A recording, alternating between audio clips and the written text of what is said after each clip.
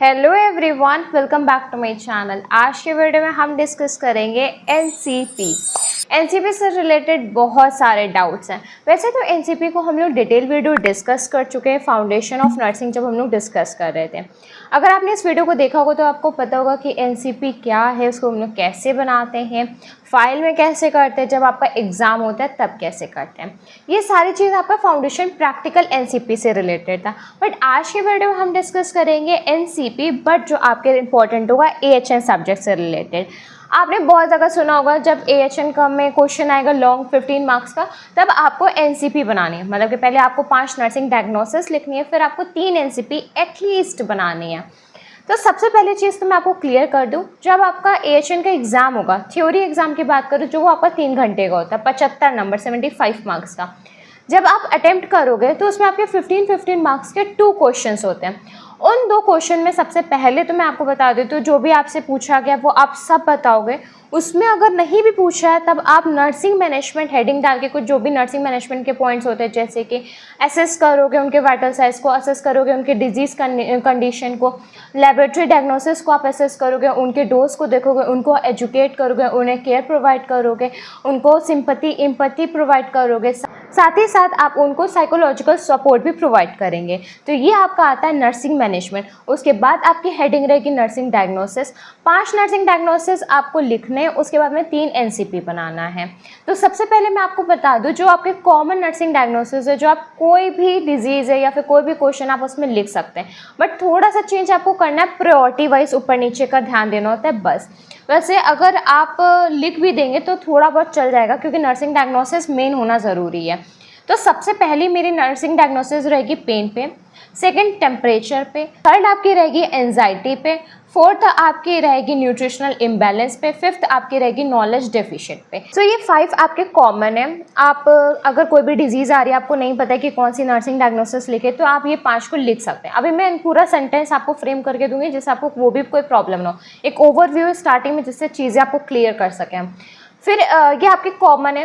Next, अगर आपका question आया फ्रैक्चर पे, तो फ्रैक्चर की मैं स्पेसिफिक आपको 5 नर्सिंग डायग्नोसिस बता रही हूँ, वो आपको लिखना है। इसकी एक ट्रिक है AISAR। ए से आपका आएगा एक्यूट पेन पे, फिर आपके बाद में जो आई है, आई पे आपका आता है इम्पेयर्ड फिजिकल मोबिलिटी पे, एस से आपका आएगा सेल्फ केयर डेफिसिट पे, ए से आपका आएगा एंजाइटी पे, आर से आएगा आपका रिस्क फॉर इन्फेक्शन पे।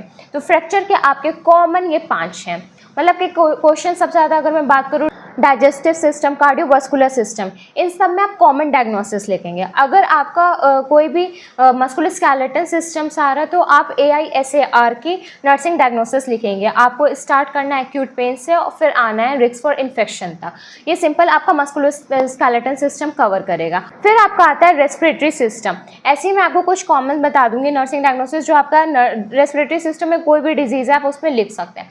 तो सबसे पहले आप लिखेंगे ब्रीथिंग पे, फिर आप लिखेंगे पेन पे, फिर लिखेंगे आप ऑल्टर टेम्परेचर पे, फिर आप एंजाइटी पे लिखेंगे, फिर आप लिखेंगे नॉलेज डेफिशिएंट। ये 5 आपके कॉमन है जो आप लिख सकते हैं अपने रेस्पिरेटरी सिस्टम के डिजीजेस में। तो अब आपको एकदम क्लियर हो गया होगा कि कॉमन अगर कोई सिस्टम आ रहा है तो कॉमन 5 नर्सिंग डायग्नोसिस मैंने बता दिया है। चेंजेस किस में आएगा, फ्रैक्चर में आपका आएगा और आपका रेस्पिरेटरी सिस्टम में आएगा। तो ये कुछ कॉमन आपके नर्सिंग डायग्नोसिस होते हैं, कुछ मैंने बता दिया, 8 से 10 आपको लिख लेने। मैंने तो इस तरीके से एक पेज पे लिख लिया था, ये बहुत ही रफ तरीके से, इसलिए मैं आपके साथ नहीं शेयर कर सकती, बट इस तरीके से आप भी लिख लीजिए, इससे आपकी बहुत हेल्प होगी। आप ऐसे ही एक पेज पे लिख लीजिएगा, आप उसी को रोज़ जब रिवाइज करोगे तो एग्जाम टाइम पे आपको एकदम याद रहेगा। तो मैं आपको सेंटेंस फॉर्म में बता देती हूँ जिससे आपको एकदम क्लियर हो जाए। अगर आप पेन पे लिखेंगे तो सबसे पहले आपका सेंटेंस रहेगा acute pain related to disease condition as evidence by pain scale score. और पेन स्केल स्कोर आपका कितना रहेगा, 3 रहेगा। डिजीज कंडीशन का क्या मतलब है, अब फॉर एग्जाम्पल आप बना रहे थे पेप्टिक अल्सर पे, तो आप लिखेंगे acute pain related to peptic ulcer as evidence by pain scale score. मैं फिर से रिपीट कर दे रही हूँ, आपको सिंपली क्या होता है, सेंटेंस पता होना चाहिए। डिजीज कंडीशन में जो आपसे क्वेश्चन में कहा आप उस पॉइंट को लिख देंगे, बस ये आपका रहता है। और एक्यूट पेन क्या है, आपको ये पेशेंट ने बताया है, आप किससे रिलेट कर पा रहे हो, डिजीज से, जो डिजीज है उसकी वजह से पेन हो रहा और आपने कैसे ऑब्जर्व करा, रिलेटेड टू, आप वो लिखते हो। तो पहला पॉइंट आपका आता है acute pain related to disease condition as evidence by pain scale score, that is 3। फिर आप बॉडी टेम्परेचर का जो स्टूडेंट बनाते हैं तो उसमें आप ये लिखेंगे altered body temperature due to disease condition as evidence by patient verbalization और increased body temperature. Evidence by आप या तो आप उसको पेशेंट ने बोला तब आपको पता चले कि टेम्परेचर बढ़ा, या तो आपने जब वाइटल साइन लिया तब आपने देखा कि टेम्परेचर बढ़ा हुआ है, तो as evidence by increased body temperature भी आप लिख सकते हैं। फिर थर्ड पॉइंट आपका है risk for infection related to presence of invasive lines as evidence by redness, कम, हीट। और उसके बाद में आप एंजाइटी पे लिखेंगे तो anxiety related to disease condition as evidence by facial expression. फिर आप लिख सकते हैं ब्रीदिंग पे ineffective breathing pattern related to inflammation in bronchi as evidence by dyspnoea. उनको डिफिकल्टी हो रही थी ब्रीदिंग में, आपने देखा, और तभी उनको इन्फ्लामेशन है, इसकी वजह से उनको प्रॉब्लम हो रही है ब्रीदिंग में। तो आपका पूरा सेंटेंस है ineffective breathing pattern related to inflammation in bronchi as evidence by dyspnea. फिर आपका knowledge deficient related to disease condition as evidence by patient verbalization. Patient को नॉलेज नहीं है और जो भी उनको डिजीज़ हुआ, और ये आपको कैसे पता चला, जब आपने पेशेंट से बात करी तो पेशेंट के वर्बलाइजेशन, पेशेंट की बातचीत से आपको पता चल गया, उसके बोलने से आपको पता चल गया कि उसको नॉलेज डेफिशिएंट है उस डिजीज कंडीशन के बारे में। आपका एक इस तरीके से आप नर्सिंग डायग्नोसिस बनाएंगे। जो आपके मेन नर्सिंग डायग्नोसिस फ्रैक्चर का है, जिसको हमने एक ट्रिक दी है AISAR, उसका सबसे पहला पॉइंट है acute pen. Acute pain related to injury in lower extremities as evidenced by pain scale score। फिर आपका आएगा impaired physical mobility related to fracture as evidenced by patient not able to move। Self care deficit related to lower limb fracture as evidenced by patient cannot able to brushing ourself। फिर आपका fourth point आएगा anxiety related to disease condition as evidence by facial expression. फिर at last आपका आएगा risk for infection related to presence of invasive lines. Nursing diagnosis जो fracture की वो book में मेंशन थी, बस फर्क इतना आपको एज एविडेंस बाय अपने आप से ऐड ऑन करना होता है। बाकी बुक में बहुत सारी मेंशन है, बट बाकी थोड़ी सिस्टम्स की मुझे डिफिकल्ट लगी, इसलिए मैंने कॉमन प्रिपेयर करी थी। मैं भी कहूँगी कि आप कॉमन प्रिपेयर कर लीजिए, वो आपके लिए बहुत हेल्पफुल रहेगा। वैसे नर्सिंग डायग्नोसिस आपको बहुत सारी बुक्स में अलग अलग और पूरी फ्रेम करके भी मिल जाएगी, इजी फॉर्म में भी मिल जाएगी, बट डिपेंड करता है आप पे कि आप कौन सी नर्सिंग डायग्नोसिस प्रेफर करें। अगर आपने वार्ड में ड्यूटी करी, आपने फाइल बनाई, तो आपको पता होगा कि कैसे हमें बनानी होती है NCP, कैसे फाइल मेंटेन करना होता है, कैसे नर्सिंग डायग्नोसिस लिखनी होती है, कैसे NCP बनानी होती है, इसमें आपको डाउट नहीं होगा। मेन स्टूडेंट का डाउट है ऐसे कौन से कॉमन नर्सिंग डायग्नोसिस है जो हर एक सिस्टम में लिख सकते हैं, क्योंकि अगर डिजीज़ कंडीशन करें तो एक सिस्टम में आपके 8 से 10 डिजीज़ कंडीशन है मिनिमम, ज़्यादा तो बहुत ही है। तो नर्सिंग डायग्नोसिस हर एक डिजीज़ की करेंगे तो डिफ़िकल्ट होगा, इसीलिए आप सिस्टम वाइज करिए, आपके लिए उतना इजी रहेगा। मैंने कॉमन सबसे पहले आपको जो मैंने बताया वो कॉमन, अगर आपको कुछ ना याद आ रहा है, कुछ भी मतलब इन द सेंस कभी कभी ब्लैंक हो जाते तो वो कॉमन 5 नर्सिंग डायग्नोसिस को लिख के 3 NCP आप बना दीजिएगा। फिर मैं आपसे यही कहूँगी, फिर अगर रेस्पिरेटरी सिस्टम पूछ लिया गया तो उसमें आपको इनअफेक्टिव ब्रीदिंग पैटर्न, पेन और मेन आपका यही 3 होता है, इनअफेक्टिव ब्रीदिंग पैटर्न का, पेन का और अल्टर्ड बॉडी टेम्परेचर का। ब्रीदिंग में आपको इन तीनों को ज़रूर लाना है। फ्रैक्चर का आएगा तब आपका पेन ज़रूर आएगा, इम्पेयर्ड फिजिकल मोबिलिटी आएगी, सेल्फ केयर डेफिसिट, ये 3 आपका मोस्ट इंपॉर्टेंट है। बाकी आप कॉमन सब में डाल सकते हो, और सबसे अच्छे आपके 3 से 4 पॉइंट है जो सब में आ जाते हैं, वो है आपका disturb sleep pattern, knowledge deficient, anxiety और न्यूट्रिशनल इम्बैलेंस। तो ये 4 आपके कॉमन नर्सिंग डायग्नोसिस में आते हैं। अगर प्रायोरिटी के बाद आपको नहीं समझ में आ रहा है क्या रखना है तो इन 4 में से किसी को भी रख दीजिए, आपका काम हो जाएगा। तो ये कॉमन पॉइंट्स है जो मैंने आपके साथ शेयर करेंगे, कॉमन नर्सिंग डायग्नोसिस है जो आप हर एक डिजीज कंडीशन, हर एक सिस्टम में लिख सकते हैं। मेरे अकॉर्डिंग NCP का सबसे बड़ा डाउट ये नर्सिंग डायग्नोसिस का होता है, क्योंकि NCP तो हम लोग बना लेते हैं, टेबलर फॉर्म में बना के उसमें अपने पॉइंट्स को फिल कर देते हैं, उसको अच्छे से कर लेते हैं। मेन प्रॉब्लम कहाँ आती है हमारे नर्सिंग डायग्नोसिस में, लेकिन नर्सिंग डायग्नोसिस मैंने आपके साथ कॉमेंट शेयर कर दिया है। मैं आपके साथ एक बारी बुक PDF और अपनी कॉपी का भी शेयर कर दूंगी वीडियो में, आप देख लीजिएगा, जिससे आपका जो भी डाउट है वो क्लियर हो जाए। फिर आपको एग्जाम में अटेम्प्ट कैसे करते हैं वो भी इसी वीडियो में हम लोग डिस्कस करेंगे, तो वीडियो को लास्ट तक देखिएगा। ये आपके नर्सिंग डायग्नोसिस हैं फ्रैक्चर के। सबसे पहले आपका पेन का है, फिर इम्पेयर्ड फिजिकल मोबिलिटी का है, सेल्फ केयर डेफिसिट का, फिर एंजाइटी का, रिस्क फॉर इन्फेक्शन का है। ये EMS पब्लिकेशन बुक का है, आप इसका स्क्रीनशॉट ले सकते हैं, नहीं तो मैंने PDF शेयर करी है टेलीग्राम चैनल पे, आप उससे भी कलेक्ट कर सकते हैं। ये आपके कुछ कॉमन नर्सिंग डायग्नोसिस हैं। इसमें मैंने सीरीज़ में नहीं लिखा, बट मैंने बस मेनली पॉइंट्स लिख दिए हैं जो इम्पोर्टेंट एग्जाम पर्पस से, क्योंकि मेन हम लोगों को सेंटेंस फ्रेमिंग में प्रॉब्लम आती है। तो सेंटेंस फ्रेमिंग में अगर पेन का है तो हम ये सेंटेंस लिख सकते हैं, अगर टेम्परेचर का तो ये सेंटेंस लिख सकते हैं, ब्रीदिंग में लिखना है तो लिख सकते हैं। Anxiety, risk, impaired physical mobility, self care deficit, nutritional imbalance, knowledge deficient. तो इतने आपके बहुत हैं आपके एग्जाम पर्पस के लिए। मेनली आपको 4 से 5 नर्सिंग डायग्नोसिस और 3 एनसीपी लिखना होता है, तो आपके लिए इतना सफिशिएंट कंटेंट है। सो ये कुछ आपके कॉमन नर्सिंग डायग्नोसिस थे। कैसे आपको लिखना है सेंटेंस फॉर्म में, ये भी आपको अब बिल्कुल क्लियर हो गया। एग्जाम पर्पस में आपके क्या नर्सिंग डायग्नोसिस है, इससे आपका कोई भी डाउट हो सो प्लीज़ आप कमेंट बॉक्स में मेंशन कर दीजिएगा। अब आपको एनसीपी बनाना कैसे है, अब हम ये डिस्कस करते हैं। वैसे जब भी आपने फाइल बनाया होगा या फिर जब आपने एग्ज़ाम दिया होगा अपना प्रैक्टिकल फाउंडेशन ऑफ नर्सिंग में, तो आपने इस तरीके से टेबलर फॉर्म में अपनी एनसीपी को बनाया होगा।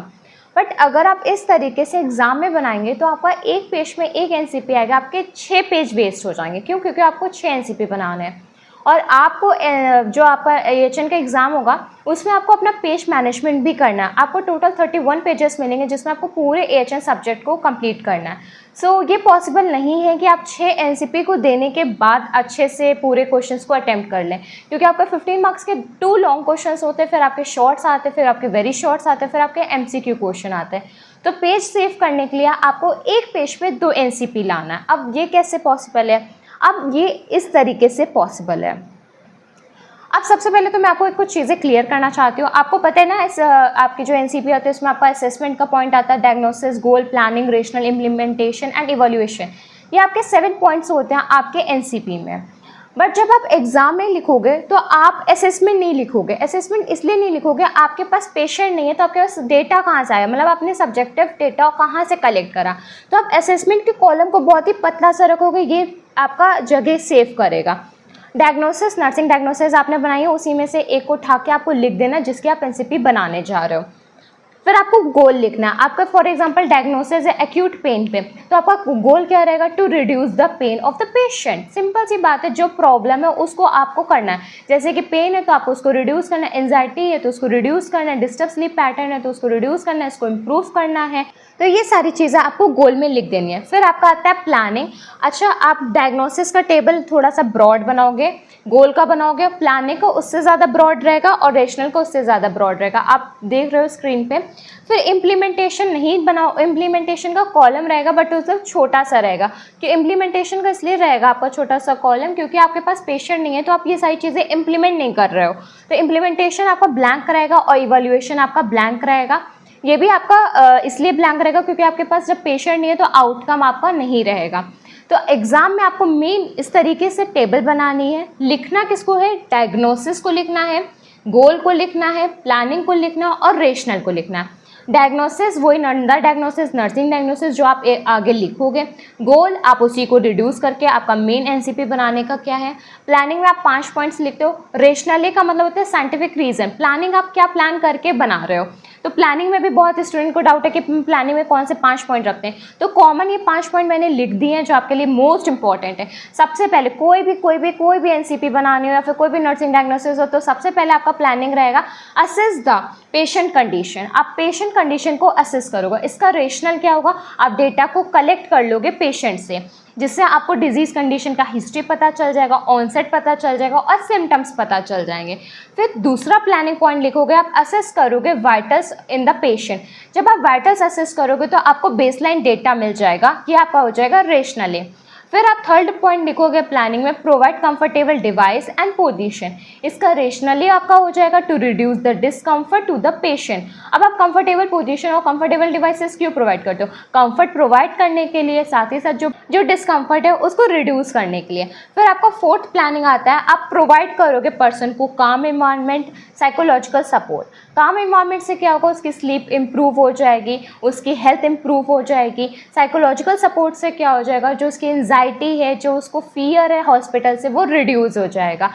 साथ ही साथ आपका फिफ्थ पॉइंट आता है प्लानिंग में आप प्रोवाइड करोगे या फिर एडमिनिस्टर करोगे मेडिकेशन को एज प्रिस्क्राइब्ड बाय डॉक्टर और फिजिशियन।